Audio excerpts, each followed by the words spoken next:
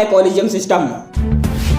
आसान शब्दों में कहें तो कॉलेजियम सिस्टम वह प्रक्रिया है जिसके द्वारा भारत में सुप्रीम कोर्ट और हाई कोर्ट में जजों की नियुक्ति और तबादले किए जाते हैं। पर गौर करने वाली बात यह है कि कॉलेजियम सिस्टम का न तो भारत के संविधान में कोई जिक्र है और न ही संसद के पास किसी कानून के जरिए इसे बनाया गया है। संविधान के आर्टिकल 124 और अनुच्छेद 217 में सुप्रीम कोर्ट और हाई कोर्ट में जजों की नियुक्ति का प्रावधान तो है, लेकिन कहीं भी कॉलेजियम या इस जैसी कोई व्यवस्था का जिक्र नहीं है। कॉलेजियम प्रणाली प्रभाव में कैसे आई?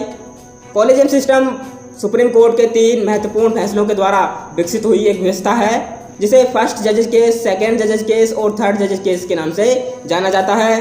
पहला केस साल 1981 का है जिसमें सुप्रीम कोर्ट ने कहा कि जजों की नियुक्ति में चीफ जस्टिस का एकाधिकार नहीं होना चाहिए। यह भी इशारा किया कि नियुक्ति में सरकार की भूमिका होनी चाहिए। दूसरा केस साल 1993 का है। सुप्रीम कोर्ट की 9 जजों की बेंच ने कहा कि जजों के अपॉइंटमेंट में चीफ जस्टिस की राय को तरजीह मिलनी चाहिए। तीसरा केस 1998 का है। एक तरीके से इसी केस में कॉलेजियम अस्तित्व में आया। सुप्रीम कोर्ट ने जजों की नियुक्ति के लिए 5 जजों का समूह बनाया।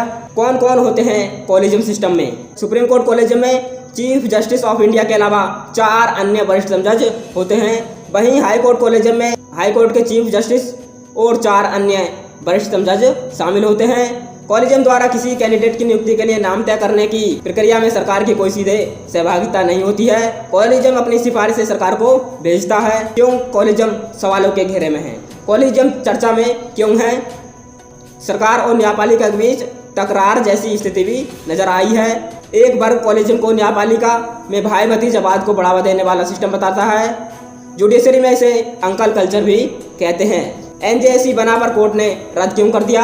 साल 2014 में केंद्र सरकार ने संविधान संशोधन के जरिए जजों की नियुक्ति के लिए राष्ट्रीय न्यायिक नियुक्ति आयोग NJC national judicial appointment commission का गठन किया जिसे कॉलेजियम की जगह लेनी थी। इस आयोग में सीजीआई कानून मंत्री, सुप्रीम कोर्ट के 2 वरिष्ठतम जज और 2 विशेषज्ञों को शामिल करने का प्रस्ताव था।